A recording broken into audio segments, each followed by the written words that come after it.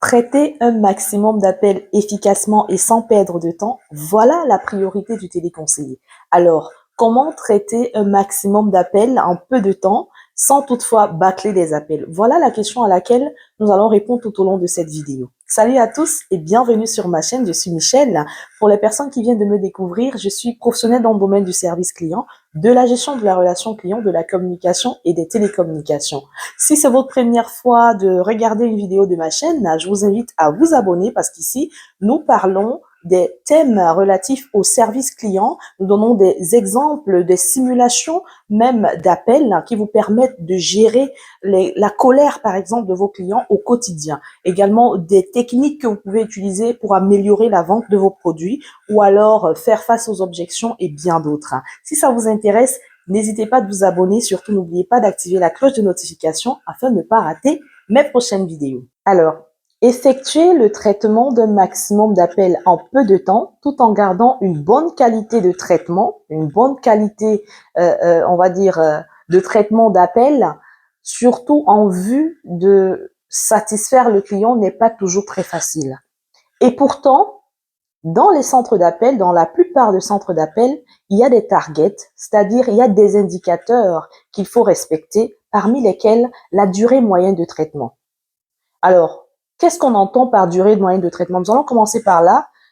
C'est clair que ce n'est pas facile d'y arriver. En même temps, gérer le client qui quelquefois peut être en colère ou alors euh, à côté de gérer les humeurs du client, gérer les outils. Il y a deux écrans devant vous, il y a des logiciels que vous devez ouvrir en même temps, des informations sur le client que vous devez rechercher et aussi cette période, cette durée moyenne de traitement que vous devez à la fin en comptabilisant respecter afin d'aspirer à une éligibilité à la prime, par exemple, ou alors même afin de respecter les consignes de l'entreprise.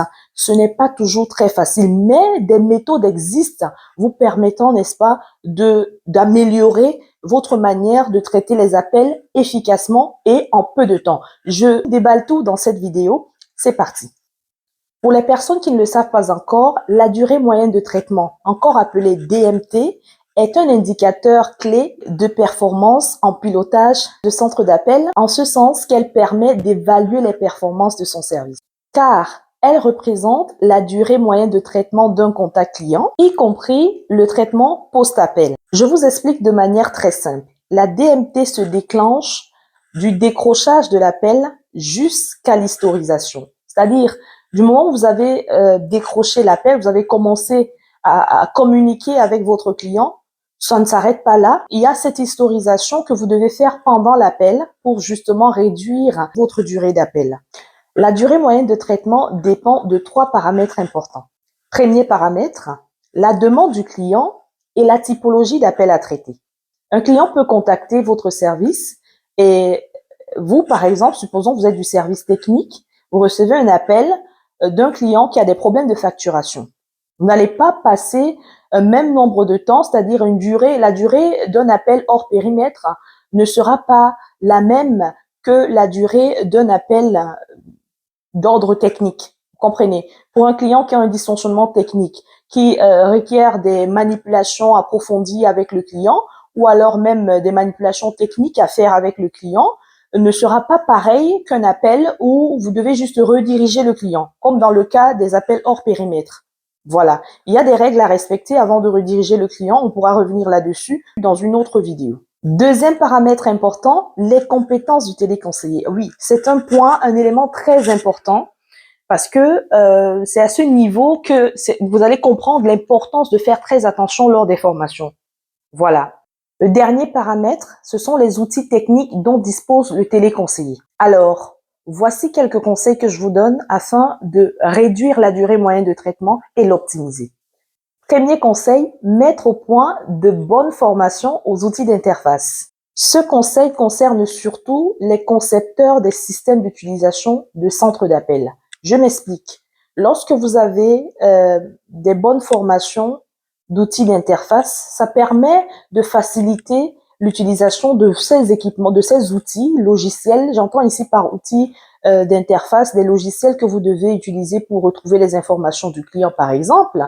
Dans certains centres d'appel, vous pouvez retrouver un logiciel qui comporte plusieurs autres logiciels qui sont incrustés, c'est-à-dire que lorsque la fiche du client remonte à travers un logiciel, ça c'est un logiciel qui fait remonter la fiche du client, par exemple, vous avez par la même occasion une possibilité de cliquer sur ce logiciel, donc à travers ce logiciel sur la fiche du client pour avoir accès, en fait ce sont des liens qui vous permettent d'accéder directement aux outils du client concerné. Ça fait que vous n'avez pas besoin d'ouvrir d'autres outils qui vous permettront d'avoir plus d'informations sur le dysfonctionnement du client et bien d'autres. Ça limite également des lenteurs. Vous pouvez avoir des lenteurs, par exemple, pour l'utilisation de certains outils. Et moi, je donne encore le conseil ici. Je commence par les concepteurs. On va en venir tout à l'heure pour les téléconseillers eux-mêmes. Ce que vous devez faire, les conseils, ils arrivent. Tenez-vous tranquille. Donc, vous allez vraiment faire attention à ce point-là parce que le téléconseiller, il aura raison sur vous si vous n'avez pas un système bien conçu ou alors vous rencontrez même des lenteurs vous-même lors de l'ouverture de certains outils, ça ne facilite pas la tâche au téléconseiller. Par ailleurs, le téléconseiller doit faire attention lorsqu'il est en formation, il doit poser beaucoup de questions, il doit comprendre exactement où chercher la bonne information pour que lorsqu'il est en plein appel avec un client qui n'ait pas à réfléchir longtemps pour trouver une quelconque information parce qu'il a pu bien assimiler l'information, il était assidu, il prenait la peine de poser des questions, il n'y a pas de questions bêtes, surtout ne soyez pas timide et à côté de la timidité, soyez vaillant, soyez vraiment dynamique, démontrez votre dynamisme et même quand vous venez de commencer, lorsque vous êtes on the job training, quand vous venez de commencer la prise d'appel, ou bien même lors de la double écoute avec les autres collègues les plus expérimentés, poser des questions, ça vous permettra de mieux comprendre et c'est cette manière de se comporter qui vous aidera à réduire plus tard votre durée moyenne de traitement, lorsque vous serez en appel vous-même. Deuxième conseil, il faut établir un guide de procédure pour l'employeur et savoir l'utiliser pour le téléconseiller. Parce que oui, il y a des procédures qu'il faut établir pour le concepteur du centre d'appel ou alors les responsables des centres d'appel. Et ce sont ces procédures qui permettront de facilement savoir ce qu'il faut faire en cas de telle ou telle autre situation. Et le téléconseiller, lui, il doit maîtriser cela. Ça doit vraiment couler, comme on dit généralement, comme de l'eau fraîche ou alors comme du sang qui circule dans vos veines, de sorte que vous ne soyez pas bloqué lorsqu'il faut, vous êtes face à une situation. Qu'est-ce qu'on faisait généralement lorsque le client a la triple play et qu'il n'a pas nécessairement accès à la multi-TV, tant d'éléments, par exemple, qui devraient être clairs afin de faciliter le traitement d'appel. Troisième conseil, il faut limiter au maximum la mutualisation. J'entends par là, mutualisation, en fait, c'est qu'il y a plusieurs projets dans une entreprise, dans le centre d'appel pour lequel vous travaillez. Généralement, les téléconseillers sont appelés à travailler pour 2, 3, 4, voire 5 projets même, quelquefois, ce qui ne facilite pas vraiment l'adaptation d'un projet à un autre. Ce temps d'adaptation n'est pas toujours très facile parce que oui, il y a des process qui diffèrent d'un projet à un autre. Donc, si vous avez la possibilité, le téléconseiller, par exemple, si on vous demande de choisir de travailler pour 2 ou 3 projets, si vous pouvez vraiment rester juste sur un projet, si on ne vous l'impose pas, vraiment rester sur 1 ou 2 projets, c'est encore mieux. Mais pour les personnes qui travaillent pour 5 projets, je me rappelle à l'époque, je devais travailler pour 5 projets en même temps. Ça veut dire que tu es sur une plateforme, bientôt tu passes sur l'autre, tu reçois des appels concernant un projet et un autre. Ça fait que le temps d'adaptation, c'est vrai que chaque fois, vous voyez, les fiches sont différentes pour chaque client, mais la tête travaille chaque fois pour essayer de se retrouver où est-ce que je suis. 5 projets, c'est énorme. Et je vous assure que il a fallu du temps pour que je m'adapte. Et à un moment donné, j'ai craqué. J'ai dû demander la réduction de ces projets, oui, parce que je ne tenais plus et j'étais au rouge. Quand on dit vous êtes au rouge, ça veut dire que je n'avais pas de très bonnes notes. Je n'avais pas de très bons indicateurs.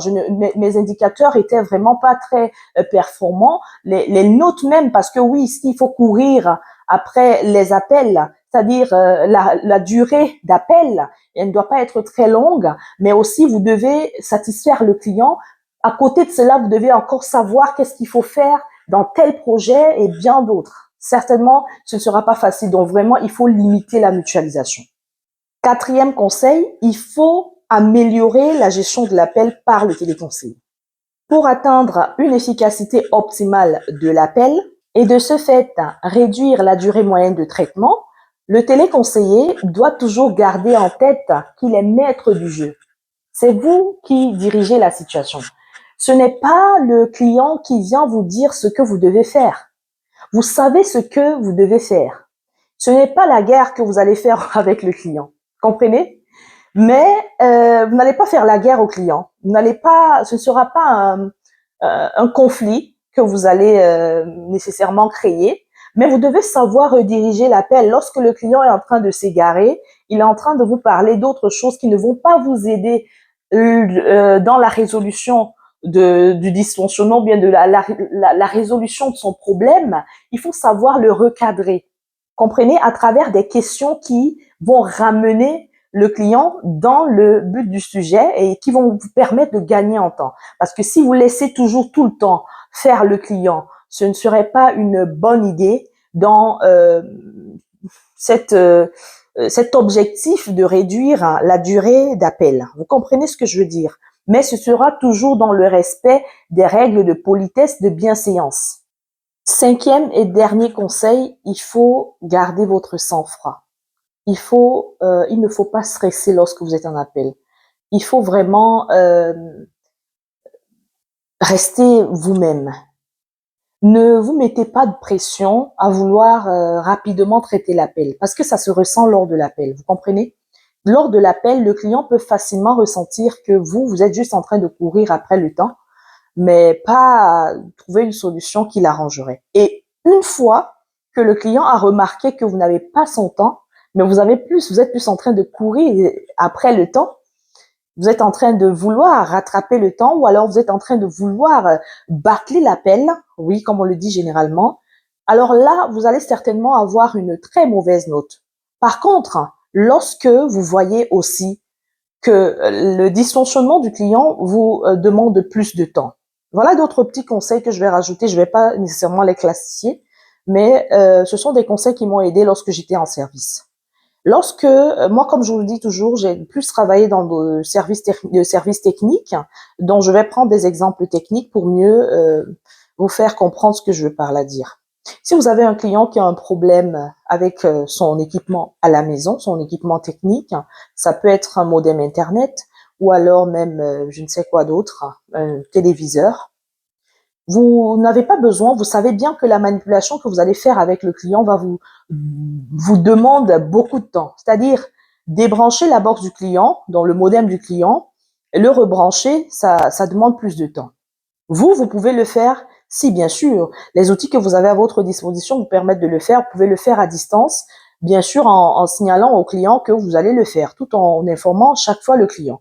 Et il faut toujours préciser la démarche à suivre au client. Ça évite des questions qui peuvent survenir et qui vont vous ralentir dans le traitement de votre demande, de la demande du client, autant pour moi.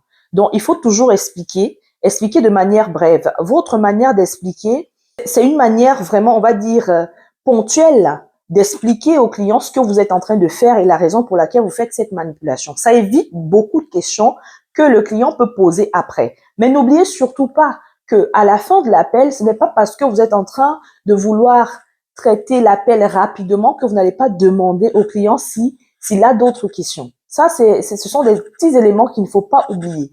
Et c'est ça qui fait en sorte que dans les centres d'appel, si vous remarquez, vous-même, d'autres personnes qui me regardent ici, même si vous n'êtes pas téléconseiller, vous êtes client quelque part. Vous avez souvent remarqué que quand vous appelez, directement, on vous demande de ce que vous voulez. Et si vous commencez à trop tourner, généralement, il y a une information qu'on vous communique. Le téléconseiller vous communique une information pour se débarrasser de vous. Et ça, ce n'est pas du tout très bien. Parce que si ce client, je vous assure, a la possibilité de vous noter, il va vous donner une très mauvaise note. Vous allez voir que ce sera pas très, très génial. Donc, prenez votre mal en patience et à ces conseils, j'ajoute vraiment les qualités d'un bon téléconseiller. Je vous invite à regarder une vidéo que j'ai déjà publiée sur cette chaîne sur les qualités du bon téléconseiller. Je pourrais vous laisser le lien en description ou alors dans cette vidéo tout là-haut. Vous pourrez cliquer dessus, vous allez regarder, vous allez certainement bien vous régaler. Merci pour votre aimable attention. J'espère que la vidéo va vous aider à améliorer ou alors réduire votre durée moyenne de traitement et sans toutefois bâcler l'appel, de garder une bonne qualité d'appel parce que ça, c'est le challenge des téléconseillers. Je vous souhaite beaucoup de courage et si vous avez des questions ou alors si je peux vous accompagner en quoi que ce soit, n'hésitez pas de poser vos questions dans les commentaires ou de me contacter à travers mon adresse mail qui est dans la description de cette chaîne YouTube. C'est avec plaisir que je vais vous accompagner et c'est gratuit. Passez une très belle journée. À la prochaine. Au revoir.